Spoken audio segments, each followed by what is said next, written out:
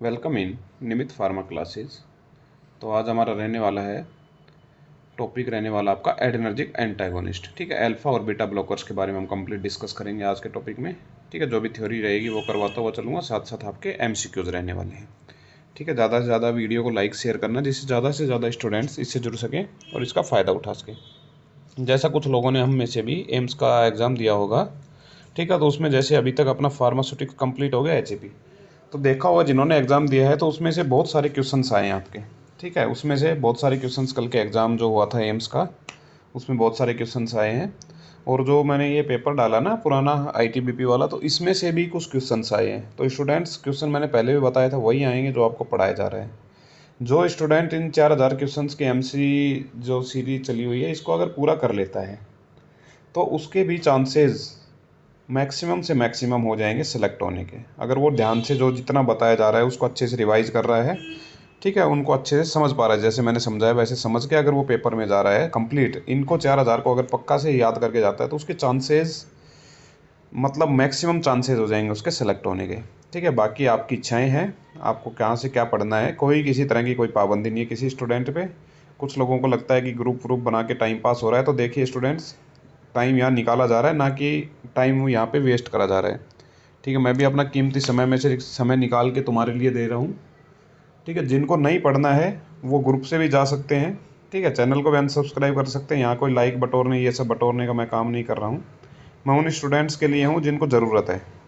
जिनको ज़रूरत नहीं है वो आराम से छोड़ के जा सकता है नियमित फार्मा क्लासेस को, ऐसा कोई ज़रूरी किसी को कोई पाबंदी नहीं है।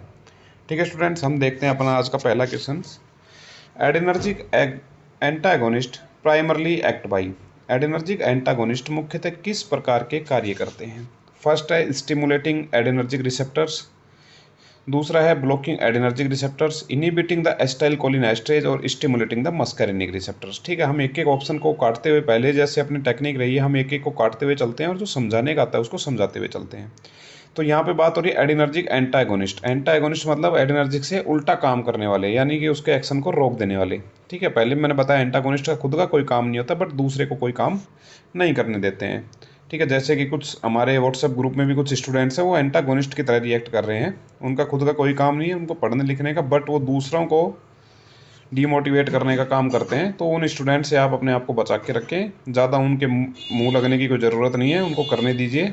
ठीक है, ज़्यादा दिक्कत आएगी मैं उनको रिमूव कर दूँगा ग्रुप से, आपको टेंशन लेने की ऐसी लोगों की दिक्कत नहीं है। ठीक है, या तो अपने आप छोड़ के चले जाएंगे या मैं उनको रिमूव कर दूँगा। आपको अपना ध्यान, जो स्टूडेंट सीरियसली पढ़ रहे हैं वो अपना ध्यान पढ़ाई पे रखें ना, फालतू के इन जो ये हैं इन लोगों पे ध्यान ना दें, एंटागोनिस्ट लोगों पे। उनको खुद को कुछ नहीं करना है, बाकी दूसरों को डिस्टर्ब करना है। ठीक है, तो यहाँ पर पूछा एंटागोनिस्ट, यानी कि वो क्या करेंगे, खुद का एड्रेनर्जिक का एक्शन नहीं आने देंगे, उनका बारे में बात करनी है। तो stimulate muscarinic receptor, muscarinic receptors को स्टिमुलेट करने वाले क्या होते हैं आपके, जो मैंने पहले ही बताया था, कोलिन एस्ट्रेज या कोलिन एगोनिस्ट बताए थे। ठीक है, ठीक है, कोलिनर्जिक एगोनिस्ट बताए थे। Inhibit the acetyl choline esterase, तो वो मैंने पहले बताए थे, एस्टाइल कोलिन एस्ट्रेज इनिबिटर्स के नाम बताए थे मैंने, तो वो ये नहीं है, क्योंकि यहाँ पे बात हो रही है एड्रेनर्जिक की। ब्लॉकिंग एड्रेनर्जिक रिसेप्टर्स, यस, यही होते हैं आपके एंटागोनिस्ट। कौन से? Adrenergic antagonist. ठीक है, ये स्टिमुलेटिंग एड्रेनर्जिक रिसेप्टर्स, ये जो मैंने इससे पहले वाली क्लास डाली है 901 से लेके आपकी 950 तक, उसमें ये मैंने डिटेल में समझाया है। एड्रेनर्जिक एगोनिस्ट की बात कर रहा है, तो यहाँ पे आपका ऑप्शन नंबर बी ठीक हो जाएगा। ठीक है स्टूडेंट्स, लगातार आप जुड़ते रहिए, जिनको पढ़ना है वही जुड़िए, जिनको पढ़ना नहीं है वो आराम से छोड़ के जा सकते हैं। ठीक है, मैं बार बार एक बात नहीं बोलूँगा, आपका कीमती समय, मेरा भी कीमती समय, कीमती समय को हम ख़राब नहीं करेंगे। दूसरा है which of the following is a selective alpha 1 adrenergic blockers. निम्न में से कौन सा सेलेक्टिव अल्फा 1 एड्रेनर्जिक ब्लॉकर है? यानी कि यहाँ पे बात हो रही है अल्फा एड्रेनर्जिक ब्लॉकर। जब मैंने आपको समझाया था, मैंने क्या क्या समझाया आपको, जब मैंने एड्रेनर्जिक पढ़ाए थे ना, अल्फा एगोनिस्ट वगैरह जो भी पढ़ाए थे। ठीक है, यहाँ पे ये कर रहा है अल्फा 1 एड्रेनर्जिक ब्लॉकर की बात कर रहा है। फर्स्ट ड्रग आती है आपकी प्राजोसिन, ठीक है, प्रोपेनालोल, टीमोलोल और आपकी एटिनोलोल। चलो आंसर बताइए आप, फिर मैं आपको डिटेल में समझाता हूँ। ओके स्टूडेंट्स, ठीक है, देखिए हम डी से देखते हुए चलते हैं नीचे से। एटिनोलोल, एटिनोलोल होती है आपकी सेलेक्टिव, एक एक ड्रग का बता रहा हूँ, आगे क्वेश्चन आएगा तो गलत नहीं करना है। सेलेक्टिव बीटा 1 ब्लॉकर होती है, सेलेक्टिव होती है एटिनोलोल। एटिनोलोल ये आपके हार्ट डिजीज में दी जाती है, जो भी हार्ट के पेशेंट होते हैं उसमें आपकी एटिनोलोल ड्रग को यूज़ किया जाता है। ठीक है, एटिनोलोल हो गया, मीटोप्रोलोल हो गया, एस्मोलोल हो गया, ये सब सेलेक्टिव, यानी इसको ये भी बोला जाता है कार्डियो सेलेक्टिव ड्रग्स, यानी बीटा 1 ब्लॉक रिसेप्टर्स कहाँ होते हैं? आपके हार्ट में होते हैं।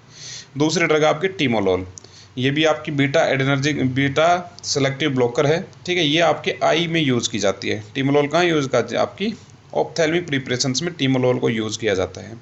ओके स्टूडेंट्स, जैसे आपका क्या हो गया, ग्लूकोमा वगैरह में टीमोलोल को यूज़ किया जाता है, बता देता हूँ चलो कंप्लीट ही। ग्लूकोमा में आपका टीमोलोल को यूज़ किया जाता है, यानी कि ये भी क्या आपकी बीटा ब्लॉकर्स होती है। प्रोपेनोलोल होती है आपकी यानी कि सेलेक्टिव नहीं होती, ये आपकी होती है बीटा 1 प्लस बीटा 2 ब्लॉकर्स। ठीक है, तीनों क्या होगी आपकी बीटा ब्लॉकर्स, तो तीनों ऑप्शन में नहीं आएंगे। आपसे पूछ रहा है अल्फा एड्रेनर्जिक ब्लॉकर्स, तो आपकी प्राजोसिन जो होती है वो अल्फा ब्लॉकर होती है, अल्फा 1 ब्लॉकर ड्रग होती है आपकी प्राजोसिन। तो प्राजोसिन आपको ठीक कर देंगे, जितनी भी जोसिन आएंगी, प्राजोसिन, टेट्राजोसिन, जितनी भी जोसिन आएंगी सब क्या होती हैं? अल्फा 1 एड्रेनर्जिक ब्लॉकर्स होती हैं, याद रख लेना स्टूडेंट्स। नेक्स्ट क्वेश्चन है, prazosin is mainly use in the treatment of, prazosin का मुख्य उपयोग कहाँ किया जाता है? बताइए। फर्स्ट ऑप्शन आपका हाइपरटेंशन, सेकंड ऑप्शन आपका ब्रोंकियल अस्थमा, थर्ड ऑप्शन आपका पेप्टिक अल्सर और फोर्थ ऑप्शन आपका पार्किंसोनिज्म। ओके, तो जो आपसे नीचे से ऊपर की तरफ चलते हैं, ठीक है। पार्किंसोनिज्म में क्या होता है? आपके हाथों में या पैरों में जो भी आपकी मोटर नर्व्स होती हैं उनमें कपकपी आने लग जाती है ना, कि वो कांपते रहते हैं, वो होता है पार्किंसोनिज्म। इसमें आपका एसिटाइल कोलिन का डोपामिन के साथ डिसबैलेंस होने से ये डिजीज हो जाती है। पेप्टिक अल्सर में क्या होता है? जो आपका स्टोमक है, वहाँ पे क्या हो जाते हैं? घाव होने लग जाते हैं उसको पेप्टिक, जब टॉपिक आएगा तो डिटेल में समझाऊंगा, ठीक है। तो वहाँ पे ये आपका पेप्टिक अल्सर। तो प्राजोसिन जो है वो आपके इसमें भी नहीं दी जाती है, ठीक है। प्राजोसिन क्या है? Alpha blockers. पहले मैकेनिज्म इसीलिए डाली मैंने क्वेश्चन कि आपको मैकेनिज्म का पता चले। अल्फा 1 ब्लॉकर है तो इनसे दोनों से कोई रिलेटेड नहीं। ब्रोंकियल अस्थमा से भी प्राजोसिन का कोई मतलब नहीं। हाइपरटेंशन में दी जाती, क्यों दी जाती है? क्योंकि ये क्या है? अल्फा 1 ब्लॉकर है। अब बात करूँ मैं अल्फा रिसेप्टर्स की, तो जो अल्फा एगोनिस्ट होते हैं उनका काम होता है वैसो कॉन्स्ट्रक्शन, ठीक है, वैसो कॉन्स्ट्रक्शन का काम होता है, ठीक है। अब हम इसका अगर ब्लॉकर दे देंगे तो क्या करेगी? वैसोडाइलेशन का मतलब क्या होगा? जो आपकी ब्लड वेसल्स थी वो क्या होगी? डायलेट होगी, जिससे क्या होगा? आपका ब्लड प्रेशर कम हो जाएगा, यानी कि हाइपरटेंशन की प्रॉब्लम में निजात मिलेगा आपको। तो आपको मैंने जब कॉलेजी या जो भी शुरू करा था, मैंने यही कहा था कि मैं जीरो से आपको हीरो बनाने की जिम्मेदारी मेरी है, अगर आप साथ साथ जुड़े रहेंगे, ठीक है स्टूडेंट्स। जीरो से हीरो बनाने की जिम्मेदारी मेरी है, आपको लगातार बस देखते हुए चलना है, आराम से धैर्य बना के। भले ही मैं 25 क्वेश्चन लेके आ रहा हूँ, और पर वो 25 क्वेश्चन आपको इस लेवल के लेके आ रहा हूँ कि आपको एग्जाम ओरिएंटेड 100% क्वेश्चन आने के चांसेस हैं इनमें से, ठीक है। जो आपको 4000 क्वेश्चन बताऊंगा मैं, इनमें से आपको 100% चांसेस रहेंगे आपके एग्जाम ओरिएंटेड। जो आपने कुछ लोगों ने जो इसमें जो जुड़े हुए हैं, एम्स का एग्जाम दिया है, अभी तक सिर्फ 2 ही सब्जेक्ट हुए थे, उन 2 सब्जेक्ट में से जितने भी आपके सुटिक्स के क्वेश्चन आए, सारे अपने पढ़ाए हुए क्वेश्चन में से आए हैं, ठीक है। सारे एचएपी के क्वेश्चन जो भी आए हैं वो पढ़ाए हुए में से आए हैं, यानी कि अपनी जो एमसीक्यूज है उसी में से।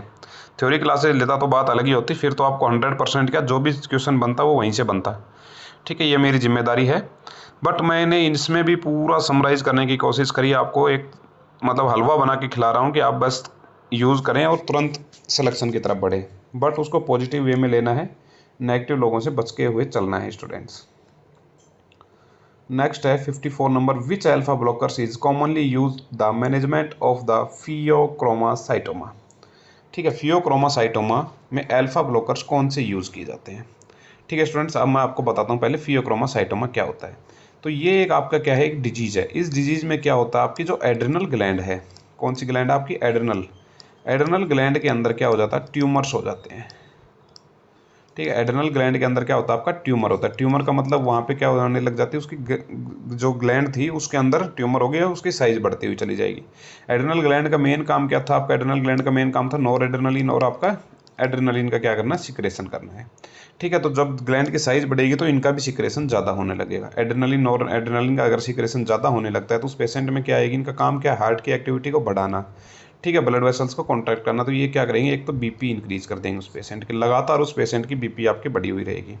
आप इसका पता कैसे लगाएंगे? इस पेशेंट का ये टेस्ट में पूछा जा सकता है कि फियोक्रोमासाइटोमा का डायग्नोसिस कैसे किया जाता है। तो फियोक्रोमासाइटोमा के डायग्नोसिस के लिए, ठीक है, डायग्नोसिस के लिए आपका यूरिन का सैंपल लिया जाएगा। किसका सैंपल लिया जाएगा? यूरिन का।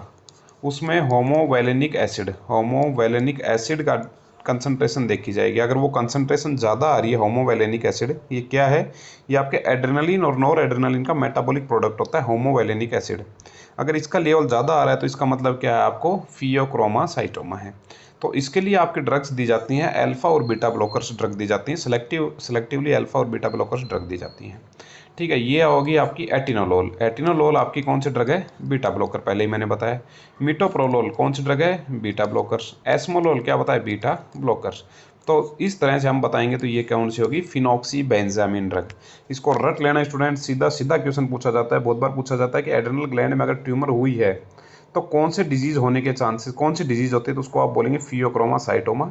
उसमें क्या होता है, उसके डायग्नोसिस में क्या किया जाता है, डायग्नोसिस में आपको याद रखना है कि यूरिन का सैंपल लिया जाता है, उसमें होमोवैलेनिक एसिड देखा जाता है। अगर कंसंट्रेशन ज़्यादा आ रही है तो आपको फियोक्रोमासाइटोमा है। तो उसके लिए ड्रग ऑफ चॉइस क्या होती है, फिनॉक्सीबेंजामिन।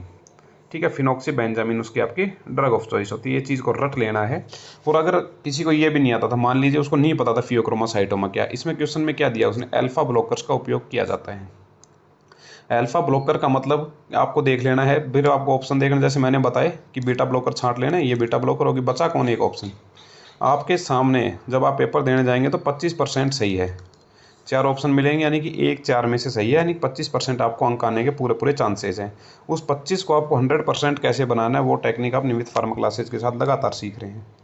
ठीक है, मेरा जो एग्जाम सोल्व करने का तरीका है, अगर मुझे नहीं आता, क्वेश्चन बिल्कुल भी नहीं आता, तो मैं इस टेक्निक से सोल्व करता हूँ। उसको दूसरे को हटा दीजिए, अपने आप आपका ऑप्शन बच जाएगा।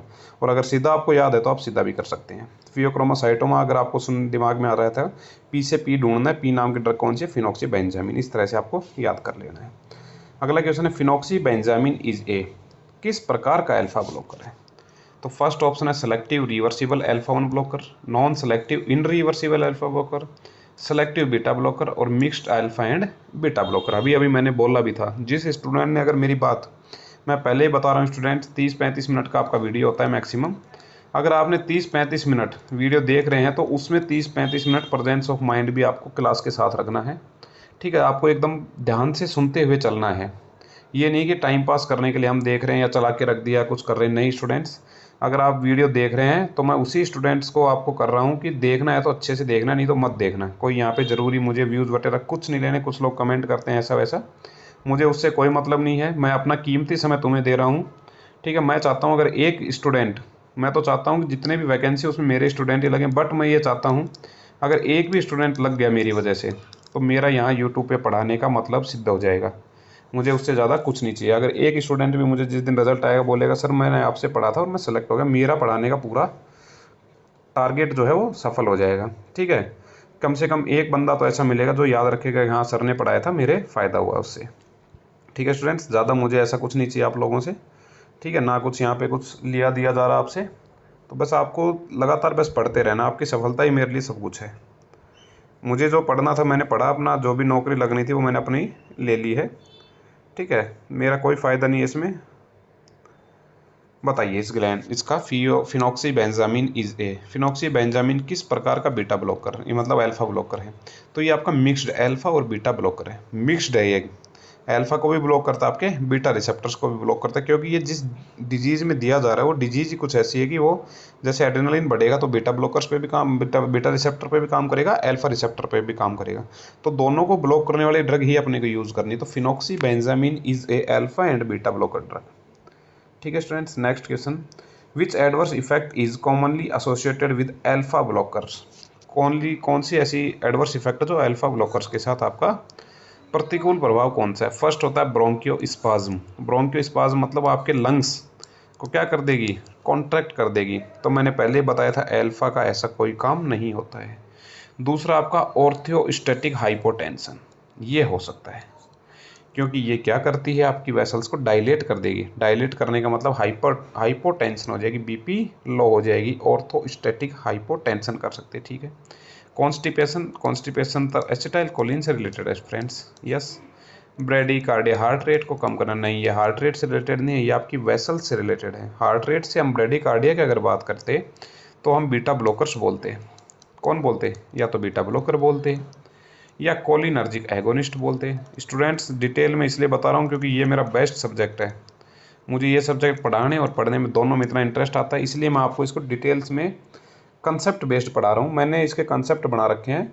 ठीक है, मैं इसको इकोलॉजी को रटने के तरीके से नहीं पढ़ता, मैं जब भी पढ़ता हूँ, खुद भी पढ़ता हूँ, तो मैं इनको कॉन्सेप्ट बना रखे हैं, मैंने रटने की ज़रूरत नहीं पड़ती। आप क्वेश्चंस देखिए, उस हिसाब से आपका रिएक्ट करना, ना कि ऐसे करना कि हाँ हाँ इकोलॉजी चली हुई है, उसको ये करना है वो करना, नहीं। सिंपल सा बिल्कुल दिमाग में कॉन्सेप्ट बेस्ड चलना है आपको। ठीक है, तो ऑर्थोस्टैटिक हाइपोटेंशन हो जाएगा इसका आंसर। क्या हो जाएगा आपका? Orthostatic hypotension. नेक्स्ट क्वेश्चन है आपका, the first dose phenomena is the classically associated with. First dose phenomena किस दवा से सबसे अधिक जुड़ा हुआ है? तो फर्स्ट डोज फिनोमिना, फर्स्ट आपका प्राजोसिन, दूसरा आपका एटिनोलोल, तीसरा आपका प्रोपेनोलोल, चौथा आपका टिमोलोलोल। बताइए स्टूडेंट्स, खुद सोचना है। जो मान लीजिए आपको ये नहीं पता था फर्स्ट डोज फिनोमिना क्या है, तब भी आपको दिमाग लगा के आंसर बताना है। ठीक है, ये कौन सी ड्रग सबसे अलग दिख रही है? ये हो गए आपके बीटा ब्लॉकर्स, ये हो गए आपके अल्फा ब्लॉकर्स। तो जितने भी अल्फा ब्लॉकर्स हैं, अल्फा ब्लॉकर्स में प्राजोसिन की जब हम बात करते हैं तो वो फर्स्ट डोज फिनोमिना शो करती है। यानी कि अगर उसकी फर्स्ट डोज हम दे रहे हैं तो उस पेशेंट में क्या होता है, हाइपोटेंशन होने के चांसेस बढ़ जाते हैं। उसी को क्या बोला जाता है? आपका फर्स्ट डोज फिनोमिना बोला जाता है। तो फर्स्ट डोज फिनोमिना किसके लिए होता है? आपका प्राजोसिन के लिए फर्स्ट डोज फिनोमिना होता है। Which alpha blocker is commonly use in being, ठीक है, प्रोस्टेटिक हाइपरप्लेसिया, यानी कि बीपीएच में सामान्यतः कौन से अल्फा 1 ब्लॉकर्स दवा उपयोग में लाई जाती हैं? हम कौन से की बात कर रहे हैं? BPH, beginning prostate hyperplasia. ठीक है, तो कौन सी दवा ली जाती है बताइए? अल्फा ब्लॉकर की बात कर रहे हैं। तो जो ये जो हो गए, पहले ही बता दिया मैंने काटने कैसे ऑप्शंस को, ये हो गया आपके बीटा ब्लॉकर। ठीक है, अब मान लीजिए आपको टैमसुलोसिन के बारे में नहीं पता था, माना मैंने कि आपको नहीं पता था, तो अल्फा की बात करें, ये हो गए सारे बीटा। बट अब ये वही स्टूडेंट क्वेश्चन सोल्व कर पाएगा जिसको पता है कि ये बीटा ब्लॉकर है। बीटा ब्लॉकर की एक पहचान बता दूं आपको, जिसके लास्ट में OL मिले, जिस भी ड्रग के लास्ट में OL मिले, वो सब ड्रग कौन सी होती हैं? आपकी बीटा ब्लॉकर्स होती हैं। प्रोपेनोलोल ले लो, एटिनोलोल ले लो, मिटोप्रोलोल ले लो, एस्मोलोल ले लो, टीमोलोल ले लो, जितनी भी मैंने लोल बताई वो सबके लास्ट में अगर OL जिसके भी मिल रहा है वो सब बीटा ब्लॉकर हैं। मैंने जब प्राजोसिन बताई थी, जिसके लास्ट में भी जोसिन मिले, ठीक है, ये मिले, वो सब कौन सी होती हैं? अल्फा ब्लॉकर्स होती हैं। तो इसमें आ गया टैमसुलोसिन अल्फा 1A ब्लॉकर है, याद रख लेना, अल्फा 1A ब्लॉकर है। ए और है, मैंने ऑप्शन में क्वेश्चन में ए नहीं दिया था, इसलिए मैं यहाँ बता रहा हूँ कि ये अल्फा 1A ब्लॉकर आपका होता है। स्टूडेंट्स, जो भी नए स्टूडेंट्स जुड़े हैं, जिन्होंने अभी तक नियमित फार्मा क्लासेस के साथ नहीं जुड़े थे, कुछ स्टूडेंट अभी नए भी जुड़े हैं, तो स्टूडेंट्स आपको बता दूं, आपका सुटिक्स कंप्लीट करवा दिया मैंने। जो अच्छे से पढ़ना चाहते हैं तो वो अपने पीछे इसमें प्लेलिस्ट में जाइए सुटिक्स की में, वहाँ पे आप सुटिक्स की पूरी क्लासेस देख सकते हैं। उसके बाद मैंने HAP भी कंप्लीट करा दिया, तो HAP भी आप वहाँ देख सकते हैं। जब तक आप उसको करके आएंगे और लगातार आप ये क्लासेस लेते रहिए, तो जैसे आपकी इकोलॉजी और सुटिक्स 3 सब्जेक्ट जल्द ही पूरे हो जाएंगे, है ना। जब तक आपका एग्ज़ाम डेट आएगी उससे पहले पहले मेरा है कि एक बार करवा दूं, फिर उसके बाद मॉक टेस्ट स्टार्ट करेंगे हम इसके, है ना, मॉक टेस्ट लगाया करेंगे। ठीक है, तब आपका क्विक रिवीजन मान लीजिए जो भी है, पर हमें अच्छे से करके जाना है। मैं चाहता हूँ कि आप जिस दिन एग्ज़ाम देने जाएँ तो आपको 100 में से 100 क्वेश्चन वहाँ पर आने चाहिए, ये मेरा टारगेट है। बाकी आप अपना टारगेट रखिए।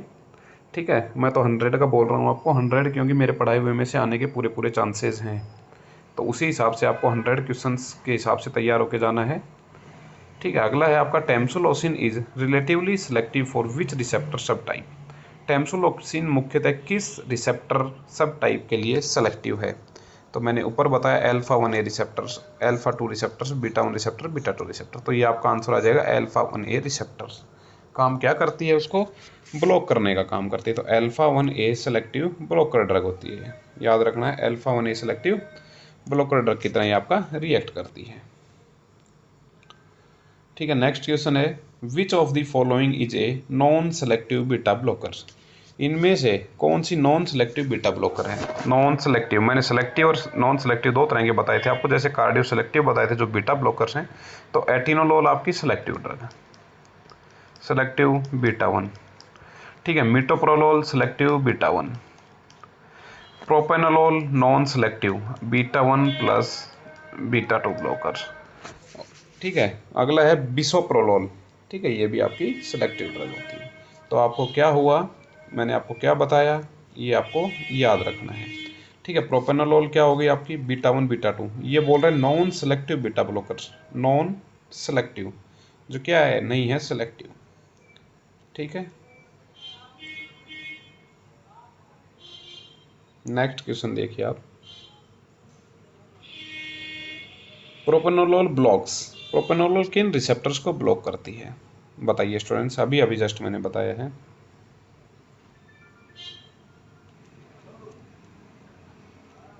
Very good.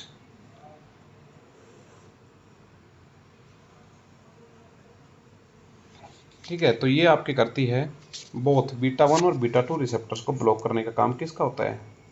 प्रोपेनोलोल का। यहाँ पे बीटा 1 ब्लॉकर्स मिला। बीटा 1 में आपको कौन सी ड्रग लिखनी है? एटिनोलोल, मिटोप्रोलोल, एस्मोलोल, सोटालोल, जो भी ड्रग होती है आगे बीटा 2 ब्लॉकर्स, बीटा 1 और बीटा 2 ब्लॉकर्स। बीटा 2 में आपके साल्बुटामोल, साल्मिट्रोल, फॉर्मिट्रोल आ जाते हैं। बोथ में आपके प्रोपेनोलोल आ जाता है। एल्फा रिसेप्टर ब्लॉकर्स में, ब्लॉकर्स की बात कर रहा हूँ मैं, ठीक है। ब्लॉकर में हम कौन सी ड्रग डालते हैं आपकी, जो भी अभी मैंने आपको बताई थी, प्राजोसिन वगैरह सब अल्फा 1 रिसेप्टर्स ब्लॉकर्स में आती है।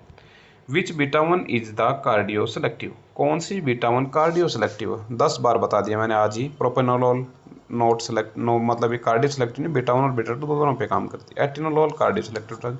टीमोलोल आपके मैंने बताया ग्लूकोमा में आई प्रिपरेशंस में यूज की जाती है, ठीक है। Next question, which beta blocker has an ultra short duration of action and it is commonly used the intravenously in emergency, कौन सी बीटा ब्लॉकर बहुत कम अवधि तक कार्य करती है और आपातकालीन स्थितियों में आईवी में दी जाती है?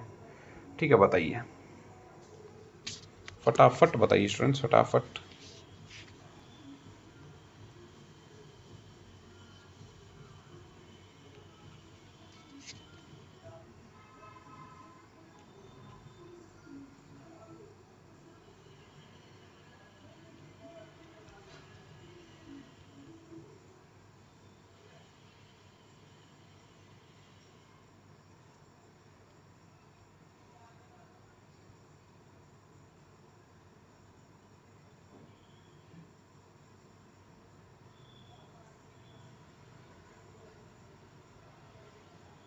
Very good.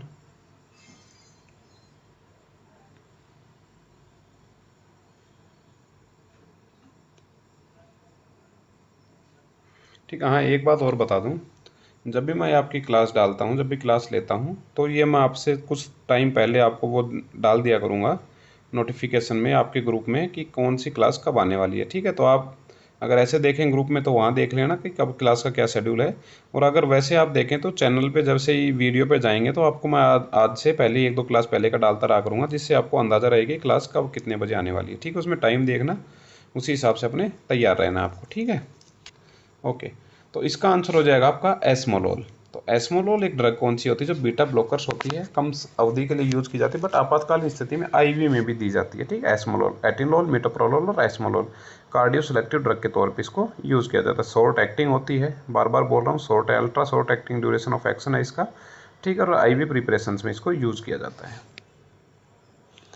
Which beta blockers is commonly used as eye drops in the treatment of the open angle glaucoma? पहले ही बताया मैंने, ओपन एंगल ग्लूकोमा में 10 बार बता चुका कौन सी ड्रग ली जाती है आपको, टीमोलोल। कौन सी ली जाती है आपकी, टीमोलोल। ग्लूकोमा में बताया था मैंने, जब भी क्वेश्चन आते जाएंगे मैं आपको बताता जाऊंगा। एटिनोलोल बीटा सेलेक्टिव, ठीक है, यानी कार्डियो सेलेक्टिव ड्रग होगी, ये short acting cardio selective drug होगी, और ये आपकी आई प्रिपरेशंस में टीमोलोल। अगला क्वेश्चन देखिए,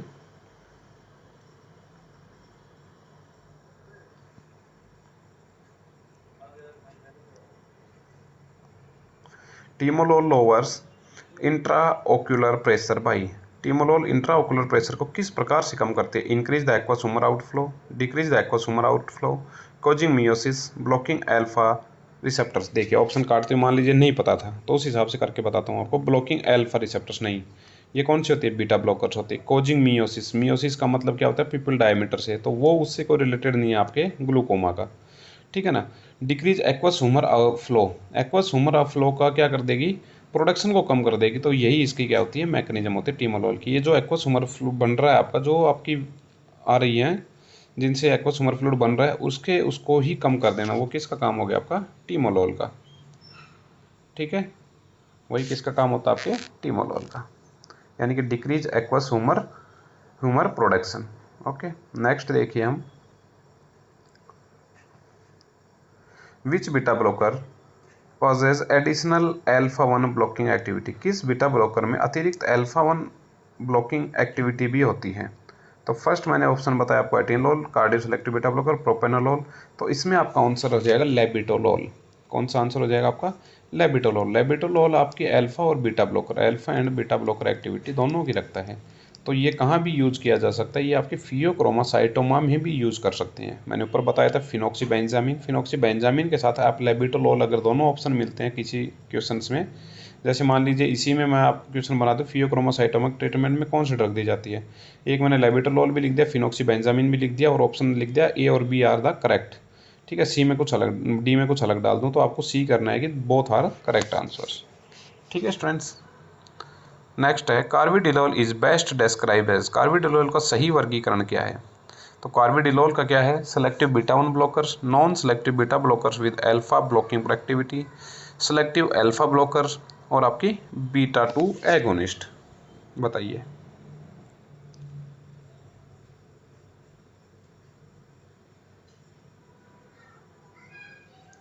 तो ये जो है आपका कार्बिडिलोल, कार्बिडिलोल आपका यूज किया जाता है as a non selective beta blockers with alpha 1 blocking activity.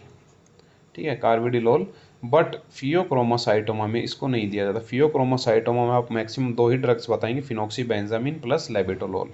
अगर एक एक ऑप्शन में है तो आपको फिनॉक्सीबेंजामिन फर्स्ट चॉइस करना है, अगर दोनों ऑप्शन में है, बोथ ऑप्शन है, तो लेबिटोलोल भी उसके कर देना। बट आप कार्बिडिलोल 1 नहीं करेंगे क्योंकि ये नॉन सेलेक्टिव बीटा ब्लॉकर तो है और अल्फा एडरेनर्जिक ब्लॉकर प्रॉपर्टी एक्टिविटी भी रखता है, बट ये उस यूज़ में नहीं किया जा सकता। ये आपके हाइपरटेंशन के ट्रीटमेंट में कार्बिडिलोल को यूज़ किया जाता है। इसकी डोज मेनली यूज़ की जाती है 6.25 mg में इसको यूज़ किया जाता है। ठीक है, कभी पूछ ले तो, पूछेगा नहीं बट कभी पूछ ले तो हमें उसी हिसाब से तैयार रहना है। ठीक है, which drug is commonly preferred for hypertensive emergencies during the pregnancy. गर्भावस्था में हाइपरटेंसिव इमरजेंसी के लिए सामान्यतः कौन सी दवा पसंद की जाती है? लेबिटोलोल, प्रोपेनोलोल, टीमोलोल, नेडोलोल। बताइए फटाफट।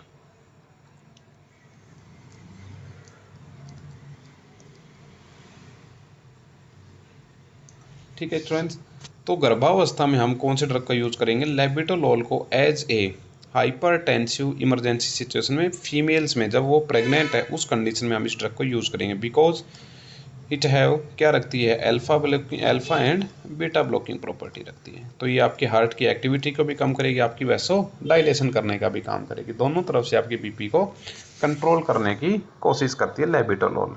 ठीक है स्टूडेंट्स, नेक्स्ट क्वेश्चन है आपका,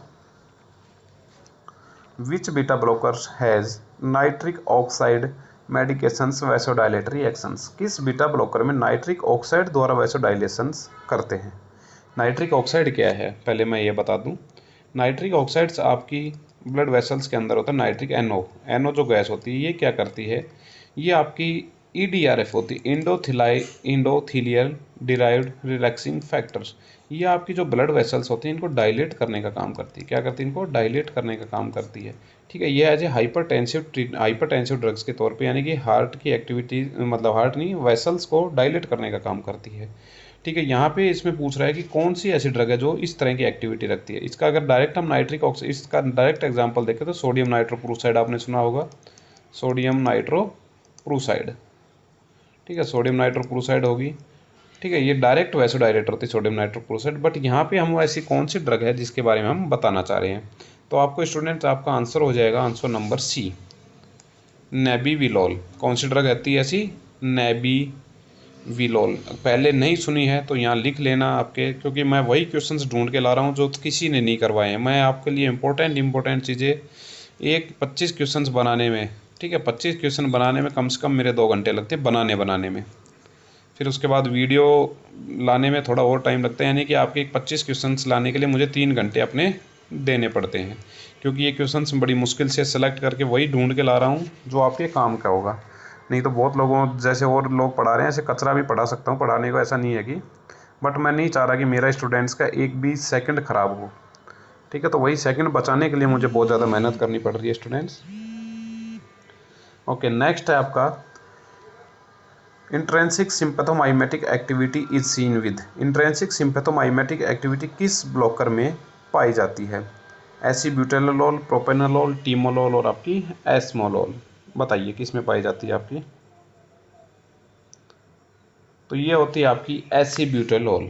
किस में होती है एक्टिविटी? एसिब्यूटेनोल। ठीक है, याद रख लेना स्टूडेंट्स, पूछा जा सकता है, पूछा कुछ भी जा सकता है। जो मैं क्वेश्चंस कराऊंगा उसमें से कुछ सब इंपॉर्टेंट ही करवा रहा हूँ, यानी कि 100% एक्यूरेट क्वेश्चंस हैं जो एग्जाम ओरिएंटेड हैं। ठीक है, इसमें से कुछ भी पूछा जा सकता है, बट जिन्होंने अभी तक ये नहीं सुना है तो इनको याद कर लेना स्टूडेंट, सुना हुआ है तो आपका बहुत बढ़िया है। ठीक है, ऐसी ब्यूटेनॉल हो गया इसका। अगला है beta blockers are generally contraindicated in patients.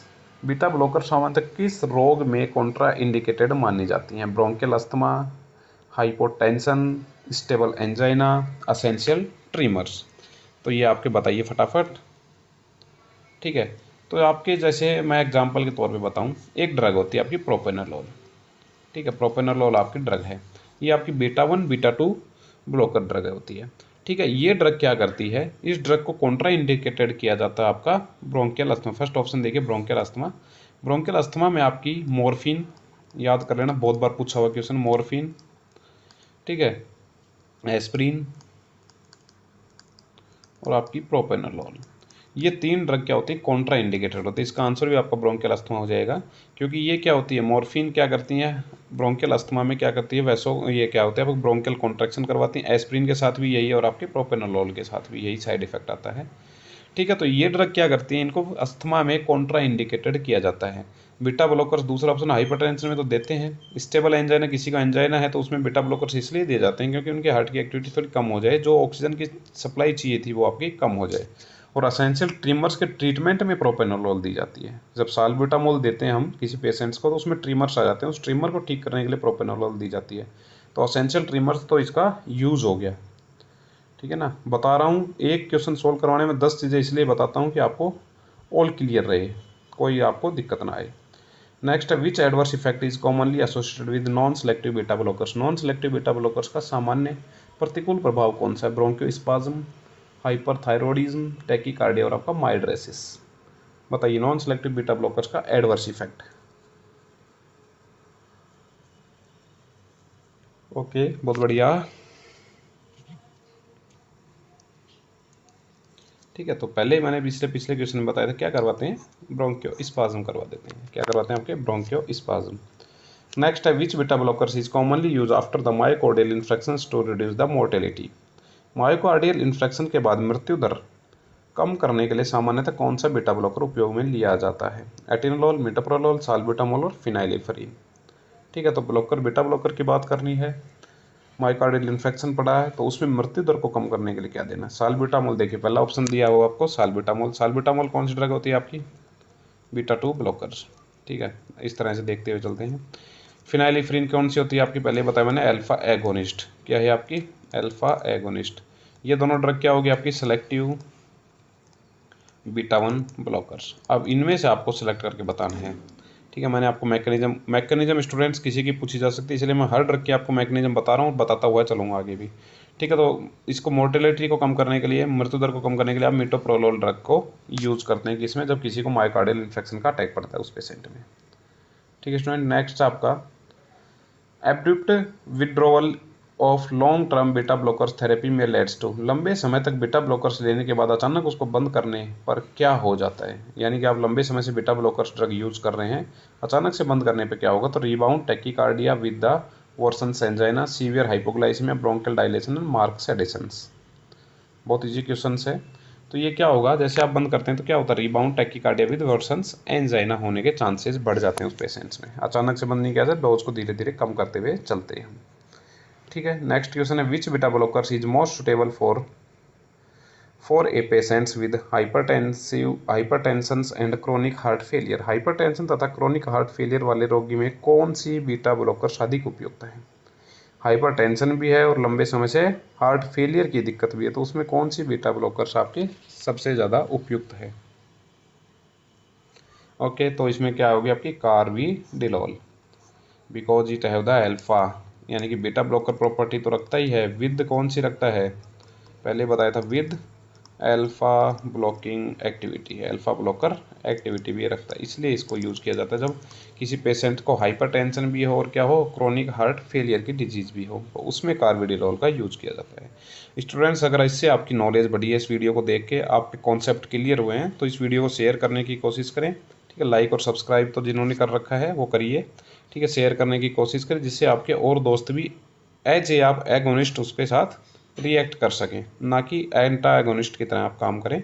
ठीक है, आपके अगर कोई दोस्त हैं तो उनको ग्रुप में जोड़िए, बट फालतू पढ़ने वाले दोस्तों को ही आपको लिंक सेंड करना है ग्रुप का, फालतू के लोगों को ग्रुप सेंड लिंक सेंड नहीं करना है।